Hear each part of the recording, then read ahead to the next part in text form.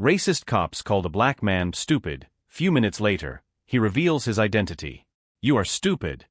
The word sliced through the air like a blade. Officer Daniels, with a sneer plastered across his face, had just flung the insult at the tall black man in the neatly pressed gray suit. His partner, Officer Grayson, stood a few steps back, arms folded, smirking. The man's expression didn't change. Calmly, he reached into his jacket pocket, despite Daniels barking, "Keep your hands where I can see them." What came next silenced both officers. The man pulled out a badge and held it up for them to see. Special Counsel James Carter, U.S. Department of Justice, he said with deliberate precision. His voice was steady, but there was no mistaking the fire in his eyes. The color drained from Daniels' face as his partner took an instinctive step back. Carter raised an eyebrow. "Would you like to repeat what you just said?" Daniels stammered, searching for words. Grayson glanced nervously at a growing crowd of onlookers, their phones recording every second. And that's when Carter took a step forward, his voice low but firm. "Because if you don't, I'll be happy to remind you." The tension was thick, and the silence stretched unbearably. Nobody dared to speak. Nobody knew what was about to happen next. Earlier that afternoon, James Carter had been driving back to his office after visiting a friend in the nearby suburbs. The streets were quiet, the hum of his car engine almost meditative. He didn't stand out, no flashy car, no loud music, no wild driving. Just a man in his 40s, commuting through a middle-class neighborhood. Then came the sound of sirens. James glanced at his rearview mirror, confused. The squad car behind him was flashing its lights, urging him to pull over. He frowned but complied, pulling his sedan to the curb. As he turned off the engine and lowered his window, two officers approached. Daniels, the younger of the two, was leading the charge. "You were driving erratically," Daniels said. His tone was sharp, accusatory. James blinked. "I'm sorry, officer, but I don't believe I was." "Can you clarify?" "License and registration," Daniels interrupted. James sighed but complied, handing over the documents. Daniels glanced at them briefly before snorting. "What kind of name is James Carter?" Trying to sound respectable, James kept his composure. "That is my name, and I am—" "Save it," Daniels snapped. "Step out of the car." James hesitated. "I don't see a reason." "Out of the car." Daniels barked, hand hovering over his holstered weapon. James opened the door slowly and got out, raising his hand slightly to show he wasn't a threat. The second officer, Grayson, leaned casually against the squad car, his silence doing nothing to diffuse the situation. "You think you're smart, huh?" Daniels continued, circling James like a predator sizing up its prey. "Fancy suit, nice car. What, you think you're better than us?" James shook his head. "Officer, I assure you, I'm simply—" "I didn't ask for your life story," Daniels interrupted again. The humiliation grew with each passing second, but James stayed calm. His training had prepared him for moments like this, though he never imagined he'd be on the receiving end. The escalation was fast and deliberate. Daniels accused James of suspicious behavior, claimed he was resisting, and even suggested drugs might be involved. All baseless. All calculated to provoke. Onlookers began to gather, sensing that something wasn't right. A young woman with braided hair whispered to her friend, "He didn't even do anything." Daniels, ignoring the murmurs, shoved James lightly. "You're just another stupid punk who thinks he's untouchable." That was the moment. The line that snapped something inside James. His hand moved slowly to his jacket, his every action deliberate. Daniels barked again for him to stop, but James continued, pulling out his badge. The crowd's murmurs turned to audible gasps. "Special Counsel James Carter, U.S. Department of Justice," he repeated, letting the words sink in. The badge gleamed in the sunlight, its weight more than just metal. Daniels froze, realizing his mistake. Grayson's face paled as he stepped closer to his partner, whispering something under his breath. But James wasn't finished. He stood tall, eyes scanning the officers, then the crowd. "So gentlemen, what's the next step?" Daniels swallowed hard, his bravado crumbling. The crowd, emboldened by what they just witnessed, began murmuring louder. James turned slightly, addressing the onlookers. "You all saw and heard what just happened, correct?" Dozens of phones captured the moment, their cameras steady. Some people nodded. A man in a blue baseball cap called out, We got your back, brother. Daniel's hand twitched at his side, as if he were considering some way out of this mess. But there was no escape. Not anymore. And James wasn't going anywhere. The afternoon had started so differently. James had been looking forward to a quiet day, maybe even taking some time off. But now, he stood on the edge of an event that would ripple far beyond this street corner. And it wasn't over yet. The crowd around them thickened, their murmurs growing louder. Officer Grayson was the first to try to regain control, stepping forward with his hands slightly raised, a half-hearted attempt to pacify the situation. "Mr. Carter, this is just a misunderstanding," he said, his voice tight. "Let's not escalate things." James turned to him, his calm demeanor unshaken. "Oh, it's already escalated. And not by me." He shifted his gaze to Daniels, who was still standing stiffly, his face a mixture of shock and anger. "You called me stupid. Care to explain why?" Daniels opened his mouth but faltered, the words catching in his throat. "I'm waiting," James said, his voice low but sharp enough to cut through the growing tension. "Because it seems to me you weren't interested in upholding the law, you were interested in degrading me." The crowd erupted with murmurs of agreement, some voices louder than others. "That's right," someone yelled. He was out of line. Daniels finally found his voice, though it was shaky. I didn't mean it like that. It was a mistake." "A mistake?" James asked, stepping closer. His badge was still in his hand, glinting in the sunlight. "You don't get to make mistakes like that when you're wearing a badge, Officer Daniels." Grayson tried to interject again. "Mr. Carter, we can talk about this at the station." "No," James interrupted, his tone firm. "We'll talk about it here, in front of all these witnesses. Because I'm tired of people like you abusing your power and expecting to sweep it under the rug." The crowd cheered, emboldened by his words. Phones were raised higher, capturing every second. Daniels shifted uncomfortably, his bravado completely gone. Grayson's composure was slipping too. "Listen, this doesn't have to get ugly," he said, his voice now pleading. James tilted his head. "It's already ugly. And it'll get uglier if you don't take responsibility for what just happened." Daniels finally snapped, his voice rising. "You think you're so special, don't you? Flashing that badge around like it makes you untouchable." James raised an eyebrow. "Special? No. But I am someone who knows the law, and I'm someone who will hold you accountable for breaking it." Daniels took a step back, his chest heaving. Grayson grabbed his arm, whispering something urgently. Daniels shook him off, glaring at James. "I've had enough of this," Daniels muttered. He turned to the crowd. "You people don't know the whole story." The crowd erupted in boos and shouts, their collective frustration boiling over. "We saw enough," someone yelled. "You're just mad you got caught." James let the noise wash over him for a moment before raising his hand. The crowd quieted, their attention solely on him. "This isn't just about me," he said, his voice carrying over the murmurs. "This is about every person who's been humiliated, harassed, or hurt by people who are supposed to protect them. And I won't stand for it anymore." The crowd roared in agreement. Daniel's face was red, his fists clenched at his sides.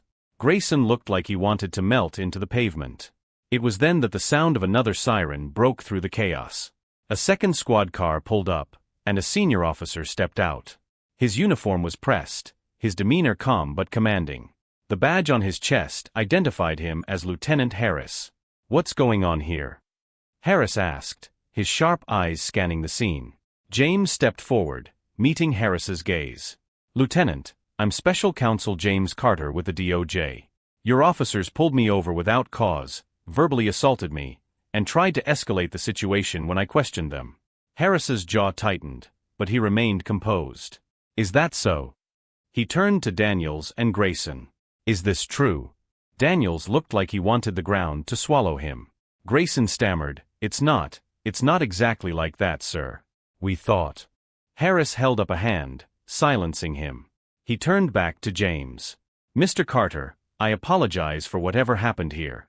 I assure you, this will be investigated thoroughly." James nodded, though his expression remained hard. "I'm sure it will. And I'll be following up personally to ensure that it is." The crowd murmured again, some cheering, others still recording. Harris turned to them, raising his hands. "Folks, thank you for your concern, but we need to clear the area now. Please allow us to handle this properly. Reluctantly, the crowd began to disperse, though many kept their phones trained on the officers until they were out of sight. As Harris began speaking quietly with Daniels and Grayson, James stood by his car, his heart still racing. He'd kept his composure, but the weight of what had just happened was beginning to sink in. He didn't have long to reflect. A young woman from the crowd approached him, her phone still in her hand. "Mr. Carter, I just wanted to say thank you for standing up to them." James managed a small smile. "Thank you for recording. People like you are the reason these things don't go unnoticed anymore." She nodded and walked away, leaving James alone for a moment. He glanced at his car, then back at the officers. This wasn't over. Not by a long shot. As the last of the crowd dispersed, Harris turned to James. "Mr. Carter, if you'd like to file a formal complaint." "Oh, I will," James interrupted. "But first, I'd like to know what steps you're taking to ensure this doesn't happen again." Harris sighed. "We'll handle it internally." "No," James said firmly. "You'll handle it publicly. Because the people who watch this unfold won't accept anything less. And neither will I." Harris nodded reluctantly. "Understood. I'll keep you updated." James got back into his car, but the tension in his chest remained. As he drove away, he couldn't shake the feeling that this was only the beginning. Hours later, the video of the incident had gone viral, racking up thousands of views and sparking heated debates online. Comments flooded in, some praising James for standing up, others calling out the officer's behavior. At the precinct, Harris sat in his office, reviewing the footage. Daniels and Grayson sat across from him, their faces pale. "You've put us in a difficult position," Harris said finally, his voice heavy with disappointment.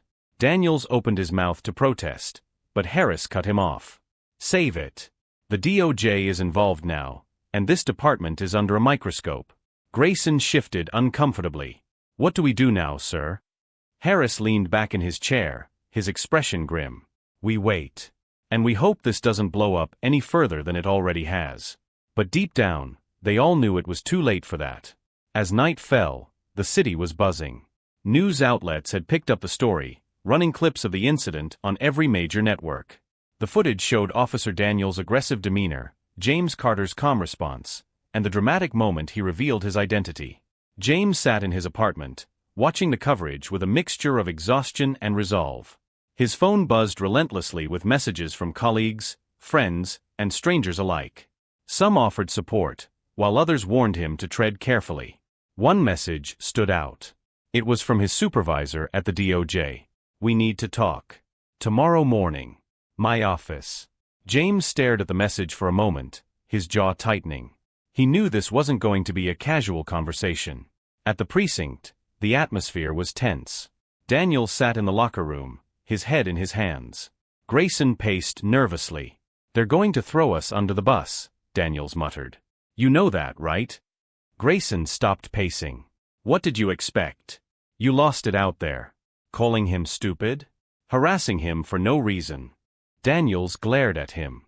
"Don't act like you weren't part of it. You didn't stop me." Grayson didn't respond. He didn't need to. They both knew he'd stood by, complicit in the moment, and now they were both facing the fallout. Lieutenant Harris entered the room, his expression grim. "Both of you in my office. Now." Daniels groaned but stood, following Grayson out. As they walked through the station, they could feel the stares of their fellow officers. Some were judgmental, others sympathetic, but none were comforting. Harris closed the door behind them and gestured for them to sit. He placed a thick file on his desk, the video footage clearly printed on the front page. "This," Harris began, tapping the file, "is a disaster. For you, for me, and for this department." Daniels tried to speak, but Harris cut him off. "Save it.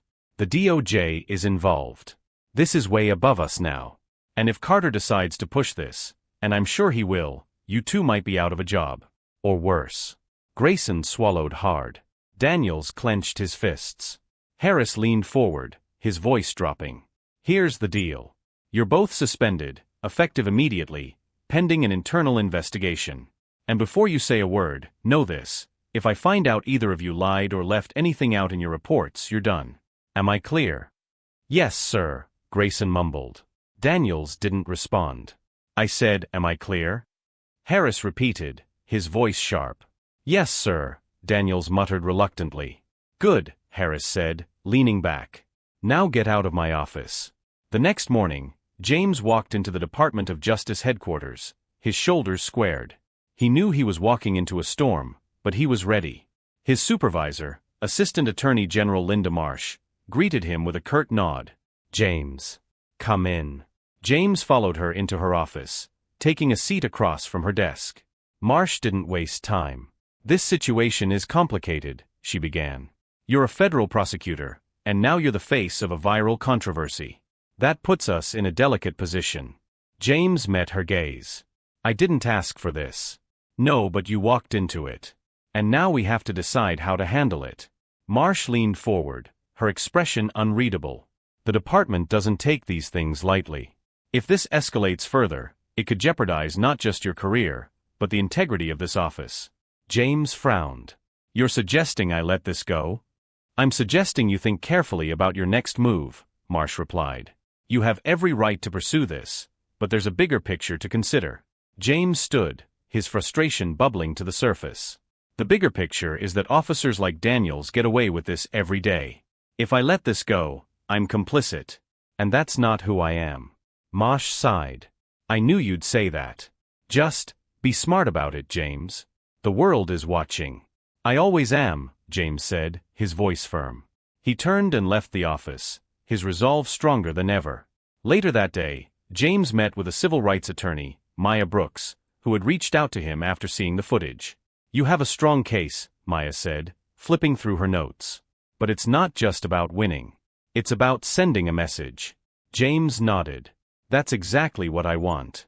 Good, Maya said, leaning forward. Because if we do this, it's going to be a fight.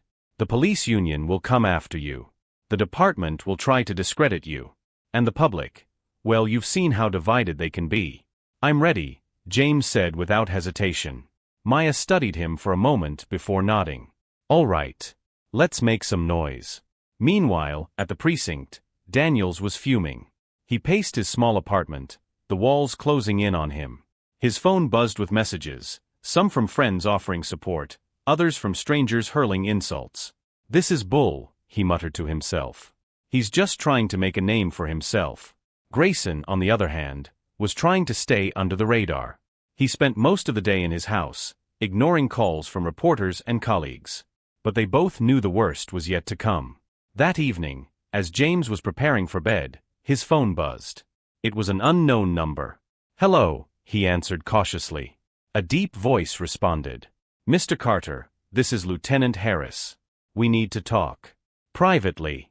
James frowned. About what? Not over the phone, Harris said. Meet me at the coffee shop on 8th Street. Tomorrow morning.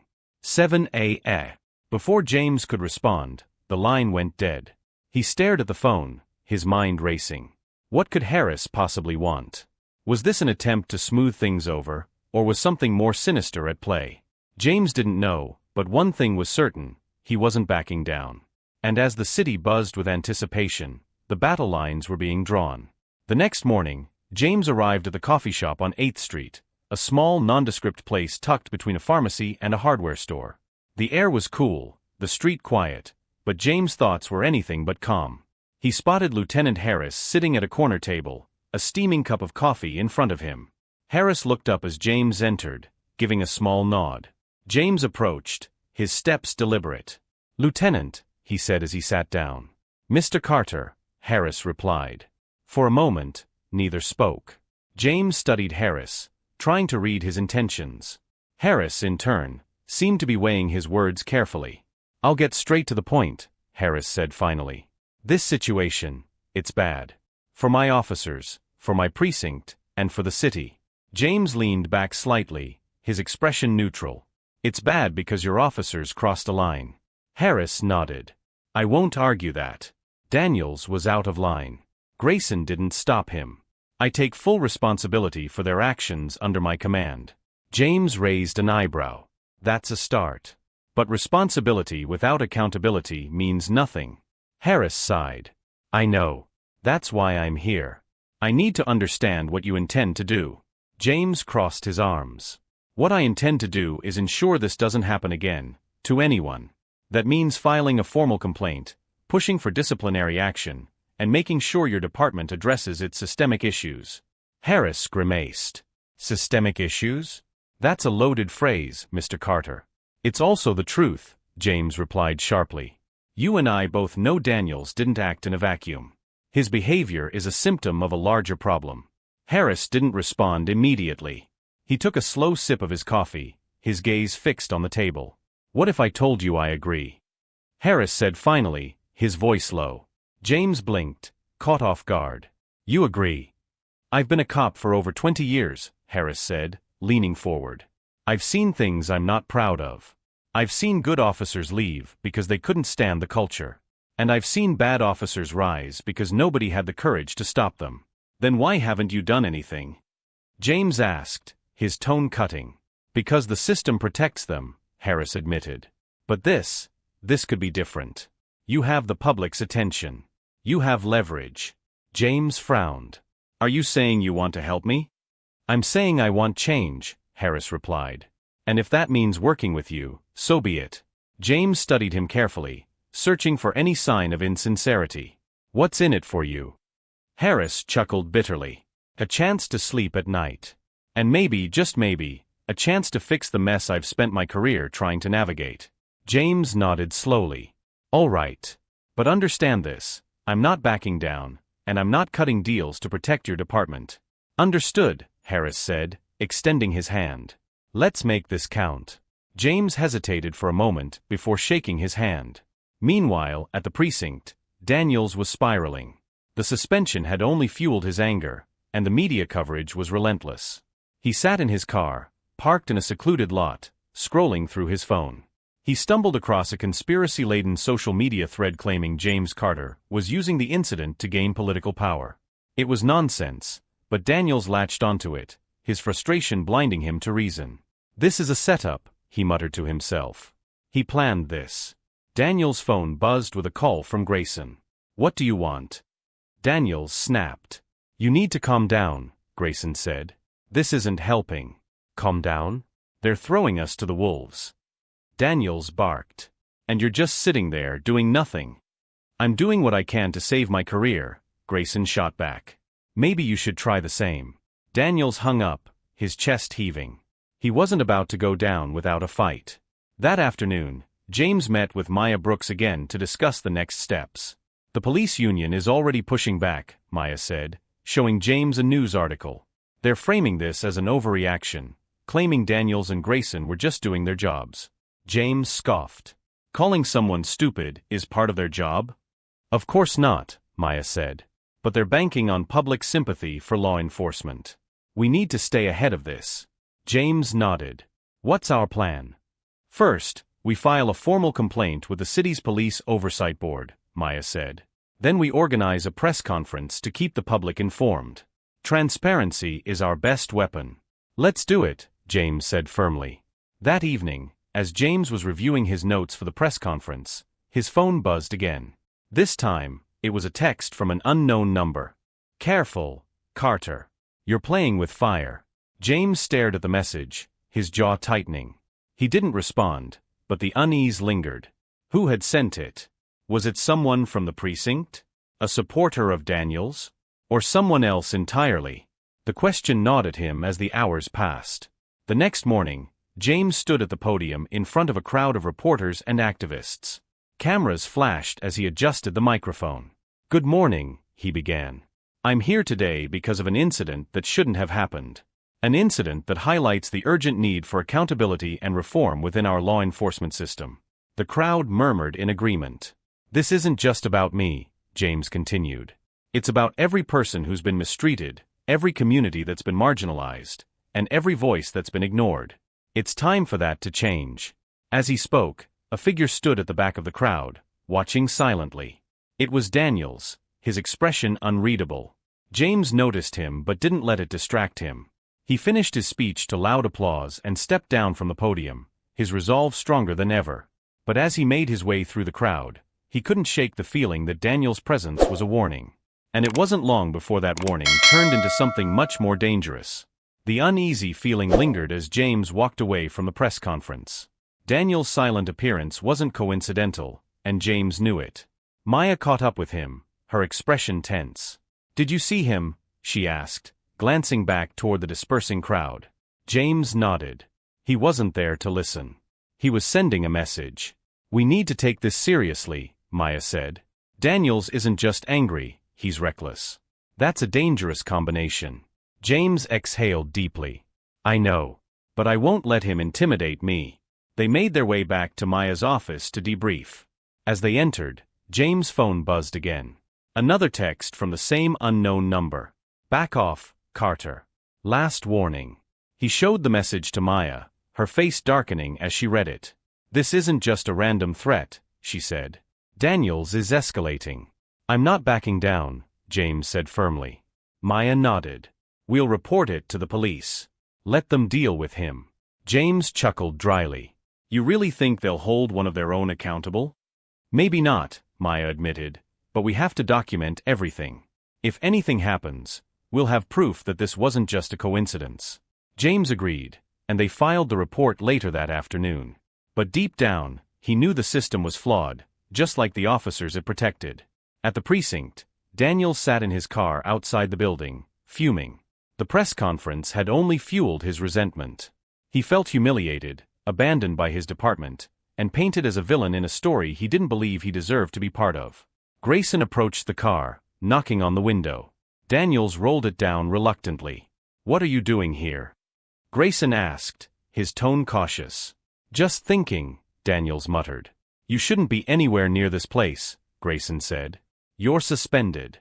You're only making things worse for yourself." Daniels glared at him. "Worse? How much worse can it get? Carter's out there painting me as some kind of monster, and you're just letting it happen." Grayson sighed. "You're not helping yourself by stalking him or sending threats." Daniels stiffened. "What are you talking about? You think I don't know?" Grayson said, his voice lowering. "If Carter connects those messages to you, you're done. Permanently." Daniels didn't respond, but the flicker of guilt in his eyes was unmistakable. Grayson shook his head. "Walk away, Daniels.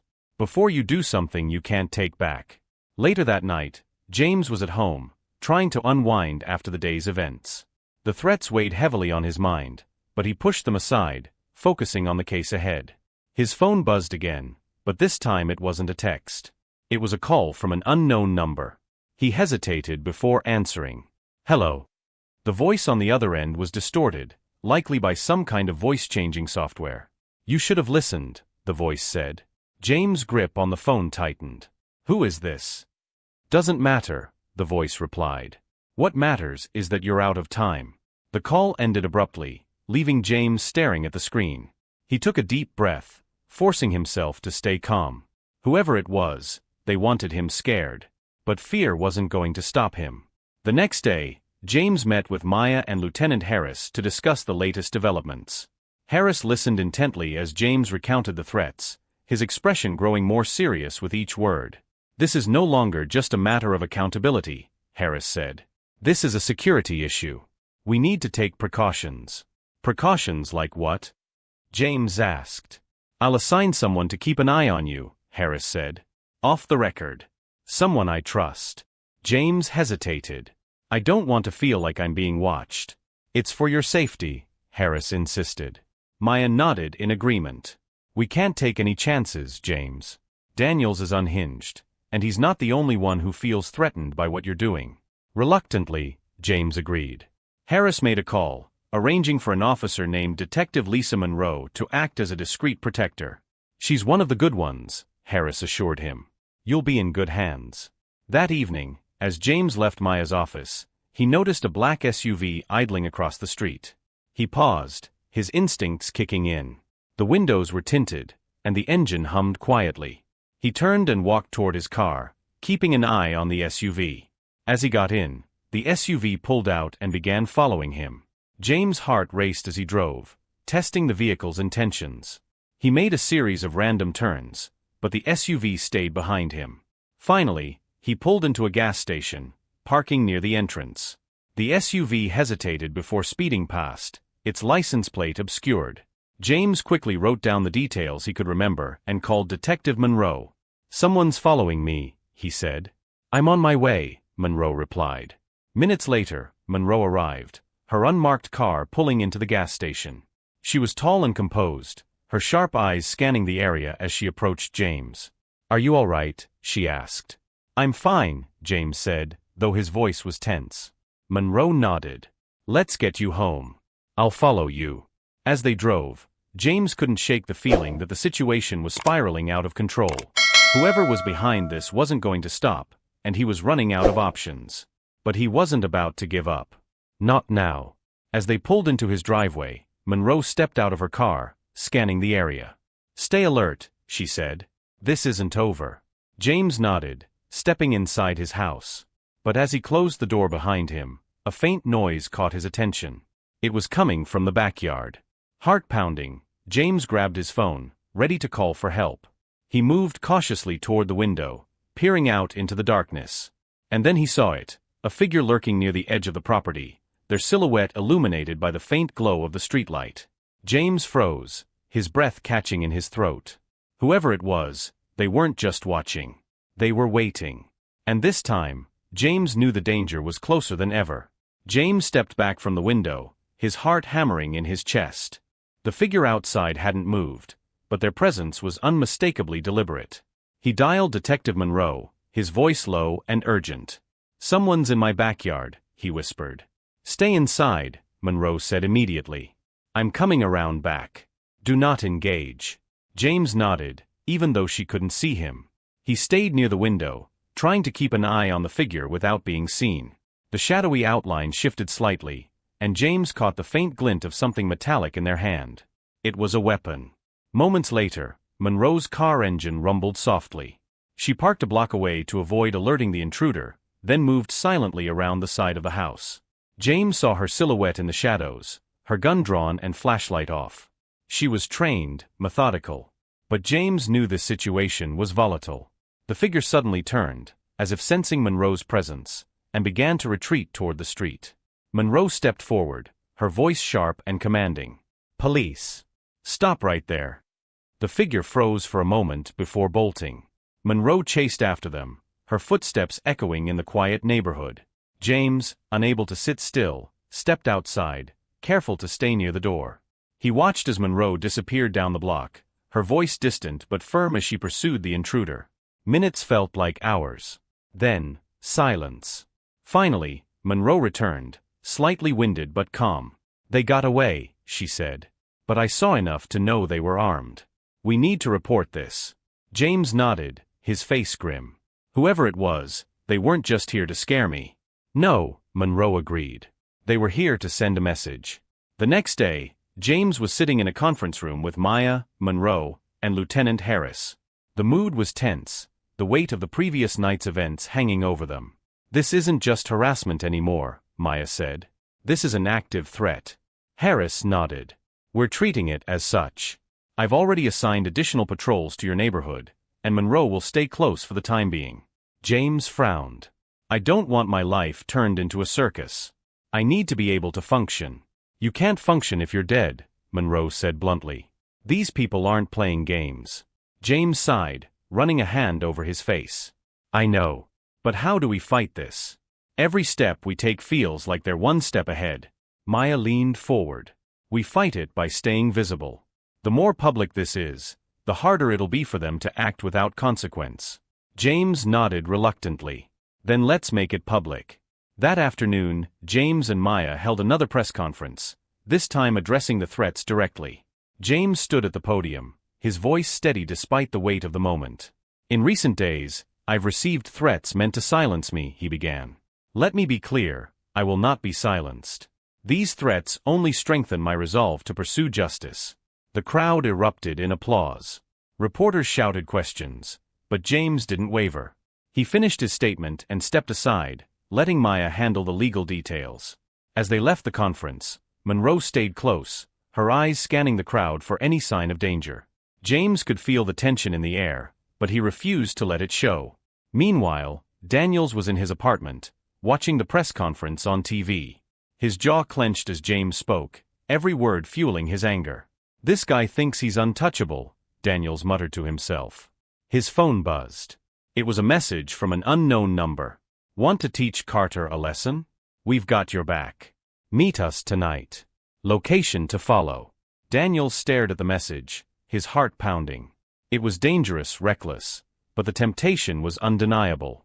He typed a response, "I'm in." That evening, James was at home, trying to unwind.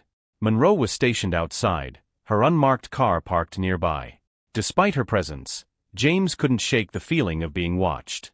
He double-checked the locks on his doors and windows, the memory of the previous night still fresh in his mind. As he settled into bed, his phone buzzed. It was another text from the unknown number. "Tick-tock, Carter." James stared at the message, a chill running down his spine. At that moment, a car pulled up outside James' house. The engine idled for a moment before shutting off. The driver stepped out, their face obscured by a hoodie. They moved toward the house, their footsteps silent on the pavement. Monroe spotted them immediately. She stepped out of her car, her hand on her holstered weapon. "Stop right there," she called out. The figure froze, then turned and sprinted back toward the car. Monroe chased after them, her adrenaline pumping. The car roared to life, and the figure dove inside just as it sped away. Monroe returned to James' house, her face tense. She knocked on the door, and James answered, his expression worried. "They're testing us," Monroe said. "And they're not going to stop." James nodded, his resolve hardening. "Then neither will I." But as he closed the door, a new thought struck him. How far were they willing to go? And more importantly, was he ready for it? The night stretched long after the attempted intrusion. James sat at his kitchen table, his thoughts swirling. Monroe was outside vigilant, but the sense of safety he once had in his own home felt like a distant memory. The text messages, the figure in his backyard, the car outside, none of it felt random. Each incident was calculated, designed to rattle him. But it wasn't working. If anything, it was hardening his resolve. His phone buzzed again, and for a moment, his stomach tightened. Was it another threat? It was Maya. "James," her voice was urgent. "I've been going through some of the threats you've received. There's a pattern." "What kind of pattern?" James asked, gripping the phone tighter. "They're all coming from burner numbers in the same area," Maya explained. "I flagged it with the authorities, but it's slow going. Whoever's doing this knows how to cover their tracks." James sighed. "Let me guess, they're somewhere near the precinct?" "Bingo," Maya said. "I don't think it's a coincidence. I've asked the Oversight Board to expedite their investigation into Daniels and Grayson. If Daniels is involved, we'll find out soon enough." "Let me know what you find," James said. "Will do. And James, stay safe." Across town, Daniels was meeting with two men in a dimly lit parking garage. Their faces were shadowed, but their tone was anything but subtle. "You sure you want to go through with this?" one of the men asked, his voice gruff. Daniels hesitated, his anger warring with a small flicker of doubt. "I just want him to know he can't keep pushing me around." The other man chuckled darkly. "This isn't about sending a message anymore. You're playing with fire, Daniels. If this blows up, you're the one who'll burn." Daniels clenched his fists. "Just do what I'm paying you to do." The men exchanged a glance before nodding. "It's your funeral." The next day, James attended a meeting with the Police Oversight Board. Maya was by his side, her presence a reassuring constant in the chaos. The board members listened as James detailed his experiences, from the initial traffic stop to the threats and the escalating harassment. "This isn't just about me," James said, his voice firm. "It's about holding officers accountable for their actions and ensuring they can't use their power to intimidate or harm others." The board members murmured amongst themselves, their expressions ranging from concern to skepticism. One of them, a middle-aged man with graying hair, leaned forward. "Mr. Carter, these are serious allegations. But without concrete evidence linking these threats to Officer Daniels, our hands are tied." Maya spoke up, her tone sharp. "With all due respect, the evidence is mounting. You can't ignore the pattern here." The man sighed. "We'll continue the investigation, but these things take time." As they left the meeting, James turned to Maya. "Time is the one thing we don't have." "I know," Maya said. "But we'll keep pushing." That evening, James was at a community event in support of police reform. The room was filled with activists, local leaders, and concerned citizens, all sharing stories and strategies for change. As James spoke to the crowd, his words carried a weight that resonated deeply. We cannot allow fear to silence us. Together, we are stronger than those who seek to oppress us. The crowd erupted into applause, but as James scanned the room, he spotted a familiar face near the back. Daniels. He was leaning against the wall, his arms crossed, his expression unreadable. James locked eyes with him, his pulse quickening. What was Daniels doing here? Before James could react, Daniels turned and walked out of the building. Later that night, James returned home, his mind racing. Monroe was parked outside as usual, but the tension in the air felt different.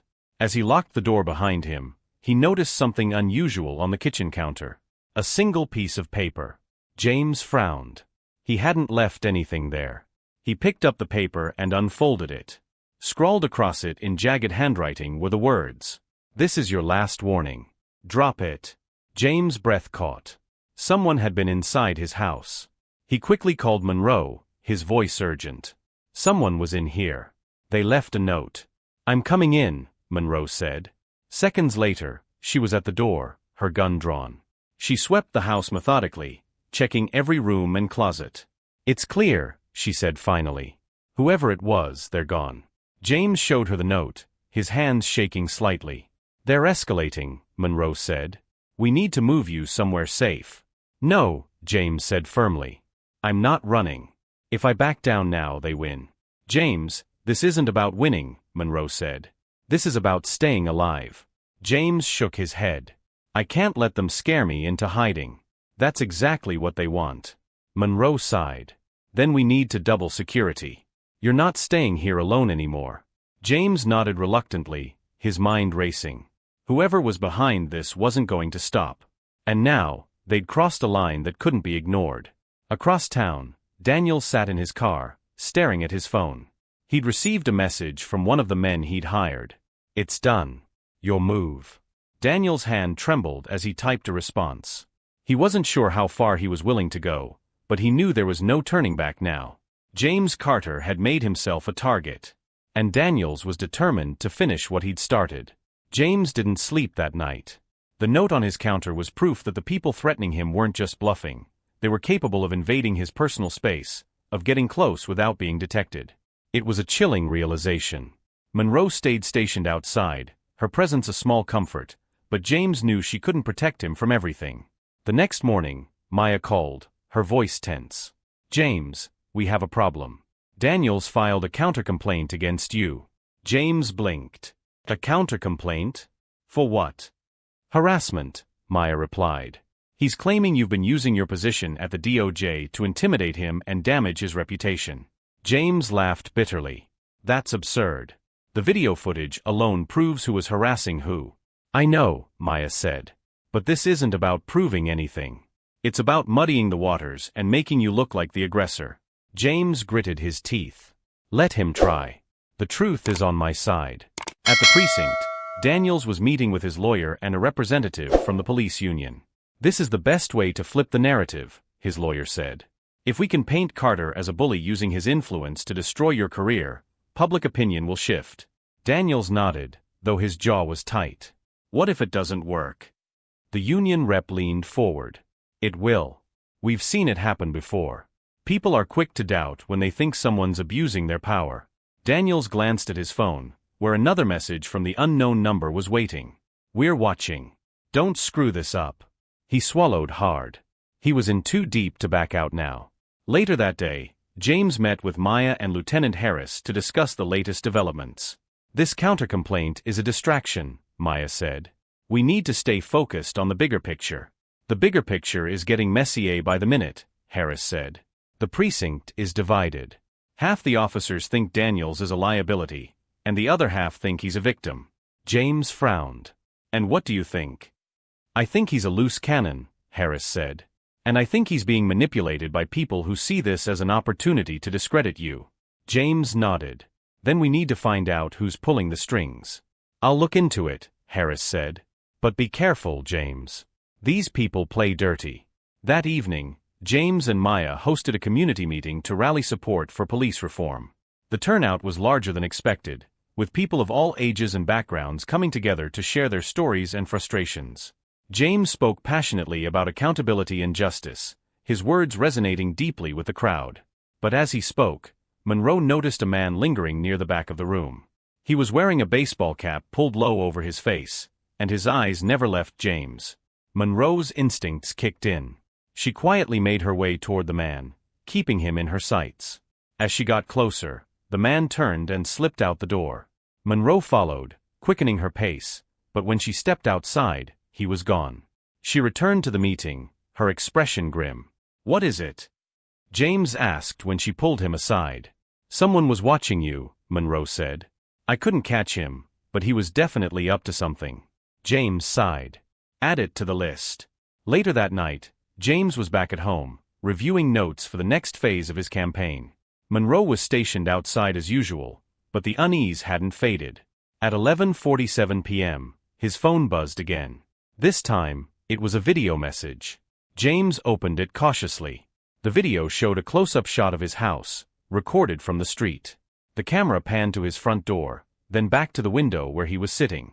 The message was clear: "We're watching you." James' hands shook as he forwarded the video to Monroe and Maya. Then he called Monroe, his voice tight. "They're escalating again," he said. "They sent me a video of my house." Monroe cursed under her breath. "I'm coming in."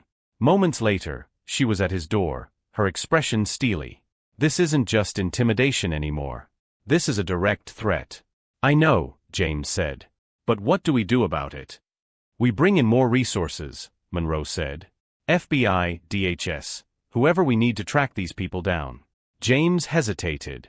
"I don't want this turning into a media circus." "You don't have a choice," Monroe said. "These people aren't going to stop until you're either silenced or scared into hiding." James nodded reluctantly. "Do it." Across town, Daniels was in a motel room, pacing nervously.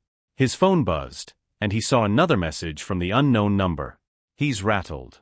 Keep the pressure on." Daniels stared at the screen, his heart pounding. He hadn't signed up for this level of chaos. All he wanted was to clear his name, not to become part of something bigger and darker. But now, it was too late. The next step was already in motion.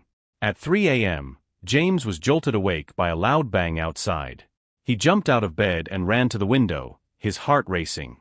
Outside, Monroe was standing near her car, her gun drawn. Flames flickered near the back of the driveway, where someone had set fire to a pile of newspapers soaked in gasoline. James grabbed his phone and called 911 as Monroe shouted into the darkness, "Whoever you are, come out now." There was no response, just the crackle of the flames and the distant sound of sirens approaching. James stepped outside cautiously as Monroe turned to him. "This is no longer just harassment," she said. "This is attempted arson. And whoever did this isn't going to stop." James nodded, his jaw tightening. "Then neither are we." But as the fire department arrived and extinguished the flames, James couldn't shake the feeling that this was only the beginning of something much worse.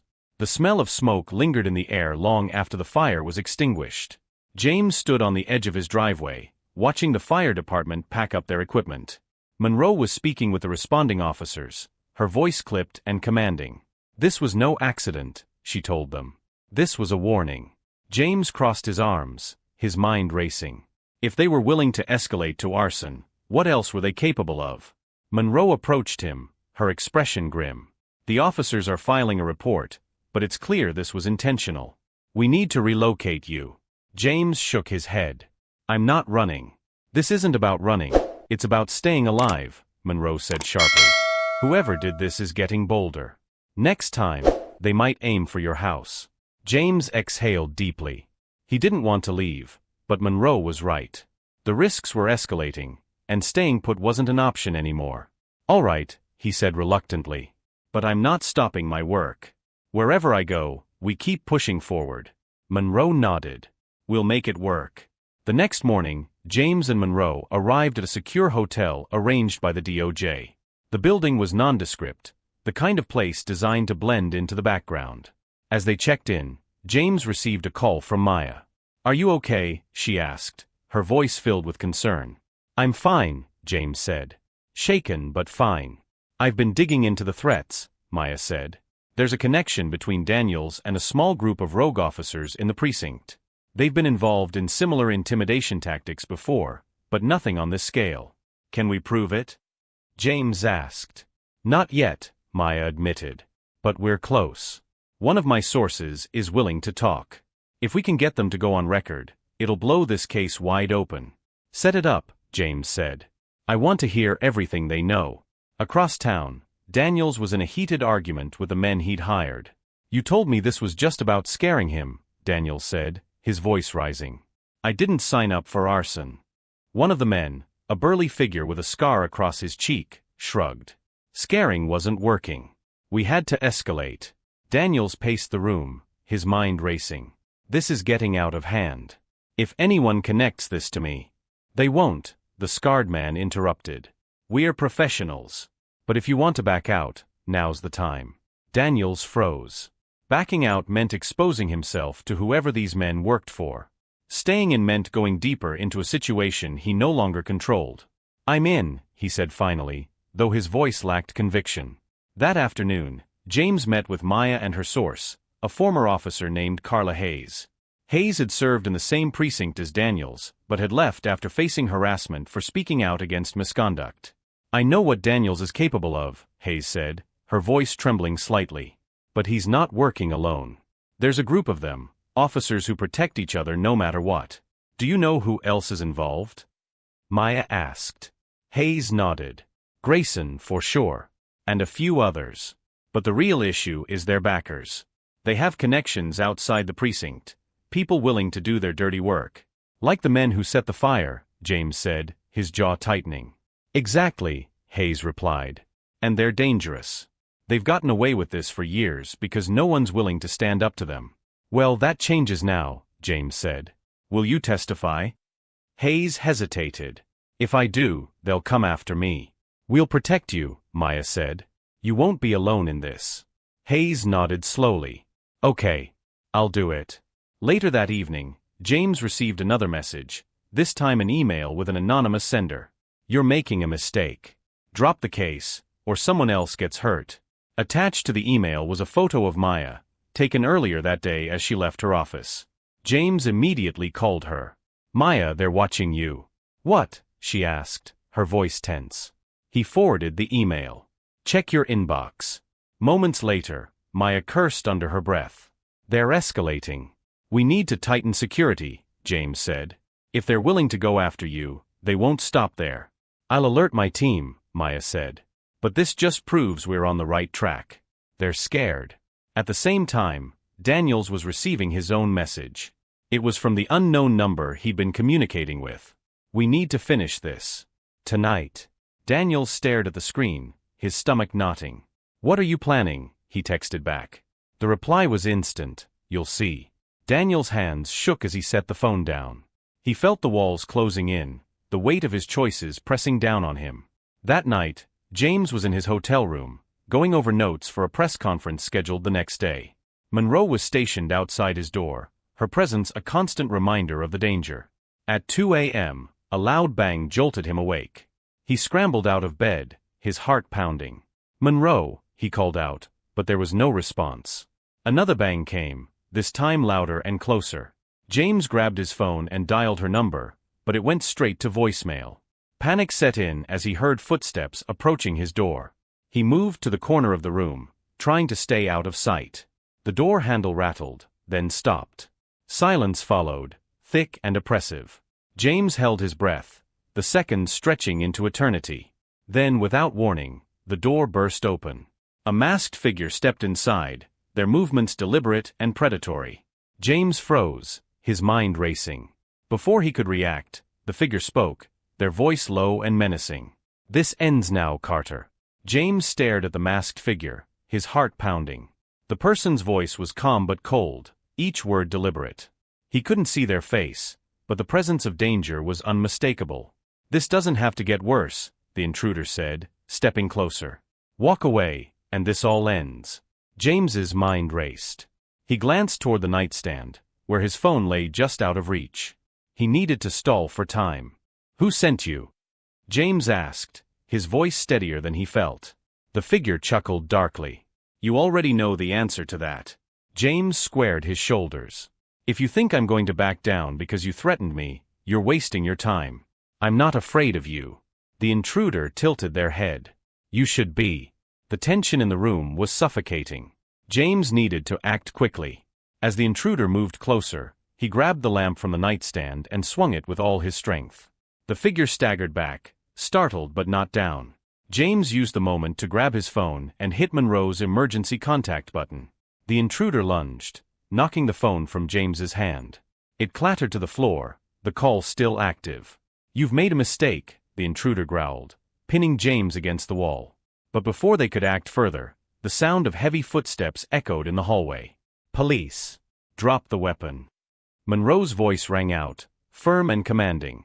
The intruder hesitated for a fraction of a second, long enough for James to elbow them in the stomach and break free. Monroe burst into the room, her gun drawn. Hands where I can see them. The intruder raised their hands slowly, their body language tense. Monroe advanced, her eyes sharp and unyielding. Get on the ground, she ordered. The intruder complied, dropping to their knees. Monroe quickly cuffed them, her movements swift and practiced. You okay? She asked, glancing at James. I'm fine, James said, his voice shaky but resolute. Thanks to you. At the precinct, the masked intruder was identified as one of the men Daniels had hired. Under interrogation, he revealed the extent of Daniels' involvement, as well as the network of rogue officers and their outside connections. This goes deeper than we thought, Monroe said to James and Maya as they reviewed the statement. Daniels wasn't just acting out of anger, he was part of a coordinated effort to silence you. James nodded, his expression grim. Then we take them all down.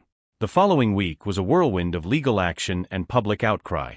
The arrest of the masked intruder and the revelations about the rogue officers sent shockwaves through the precinct and the community. Daniels was taken into custody, his involvement in the threats and harassment fully exposed. Grayson, faced with mounting pressure, flipped on Daniels and provided additional evidence, further solidifying the case. At a press conference, James stood alongside Maya and Monroe, addressing the media and the public. This is not just a victory for me, James said, his voice steady and clear. This is a victory for accountability, for justice, and for every person who has ever been wronged by those who abuse their power. The crowd erupted in applause, their cheers a testament to the impact of his fight. Weeks later, as life began to return to normal, James reflected on everything that had happened. The road to justice had been harrowing, but it had also been worth it. Maya visited him at his new office, a smile on her face. You did it, James. You stood your ground and made a difference. James smiled back. We did it. And we're not done yet. Monroe joined them, her arms crossed. Just say the word, and I'll be ready. James nodded. There's still work to do. But for now, let's take a moment to breathe. And as they stood together, James felt a renewed sense of purpose. The fight wasn't over, but he was ready for whatever came next.